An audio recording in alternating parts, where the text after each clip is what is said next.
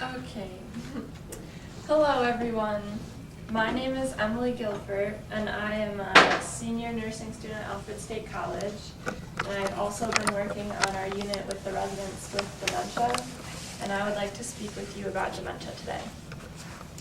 When someone gets up in the middle of the night thinking they have to go to work when they're 85 years old and have been retired for 30 years, it's something we all blame on the diagnosis of dementia. But what really is this disease? Let's look deeper into the process of dementia. We will go through the 7 steps of the disease, how the person's behavior is changing, and how we can slow the progression of the disease. Dementia is defined as a chronic progressive brain disorder that may occur as a result of various events. It is the loss of cognitive and social abilities to the degree that it interferes with activities of daily living, according to the article Dementia by Sharon Stark. There are several different traumas or previous diseases that can lead to dementia. The most prominent disease that causes dementia would be Alzheimer's disease, and this causes more than half of all dementias. Alzheimer's disease affects 1 in every 4 individuals over the age of 85, so this is a very prevalent problem, according to the article Alzheimer's Disease by Robert Martone. According to Heather Anderson's article, Alzheimer's Disease Differential Diagnoses, other ways a person can acquire dementia would be neurological damage, such as stroke or multiple strokes, vitamin deficiencies, or an infection, just to name a few. Maybe you have heard that football players or professional boxers are prone to get dementia later on in life. This is because of the head trauma that they sustained during their careers. Seizures can also attribute to some of that. Okay, seizures. Now let's look at the 7 steps of dementia, according to Lisa Yates' lecture, Alzheimer's Disease and Dementia.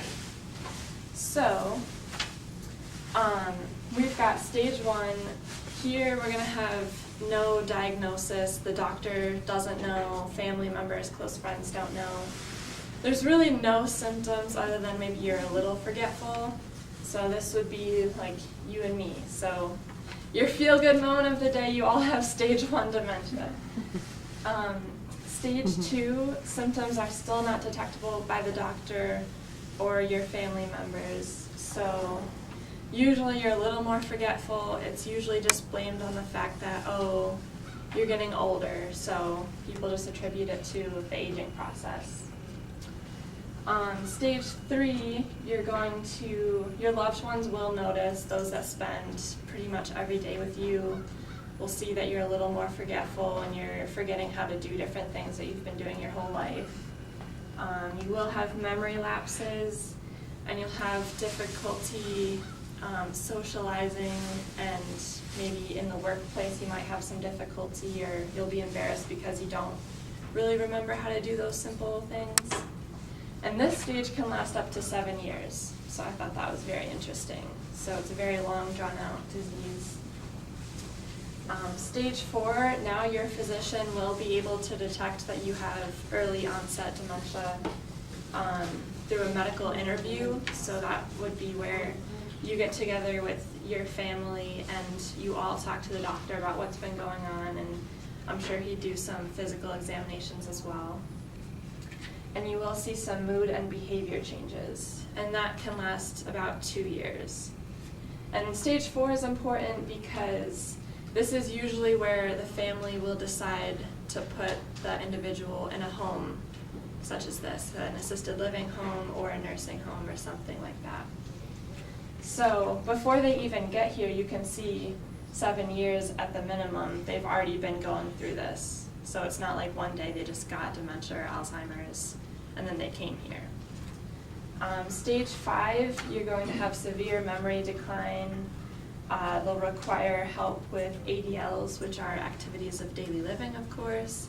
That might be dressing, going to the bathroom, making meals would probably be very difficult for them. But they are independent with dressing and going to the bathroom too. So you just need to be there to help them and make sure that they stay safe. You will have short-term loss is pretty severe, so anyone that they've met recently that they don't see day in and day out, they're probably not going to recognize or remember their names. And they will have some long-term memory loss here. This lasts about a year and a half. Stage 6, they might begin to get incontinence, so that would bowel and bladder, so they can't control when they go to the bathroom. They need extensive help with ADLs, so again, dressing and going to the bathroom, for example. They have little memory of early life, and they will forget names of family members, so that's very hard if the family comes to visit them and they don't remember their names. They might not even remember that they did have a family member. This can usually last 2.5 years on average. Stage 7, very poor communication with the individual. They usually don't speak very well. They might only have a few key phrases that they can say. They will require assistance with toileting, eating. They may even have trouble swallowing.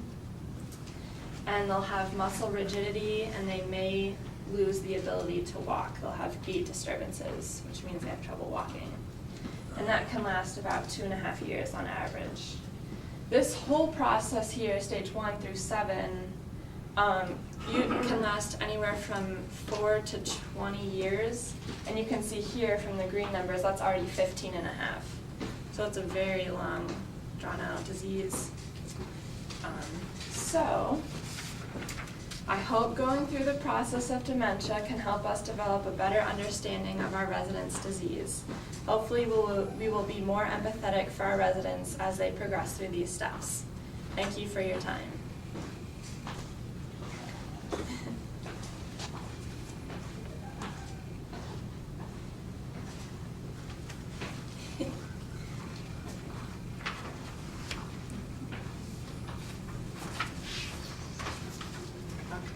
Thanks, everybody.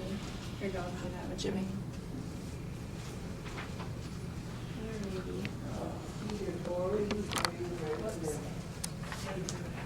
Okay, thank you for having that little awkward thing there.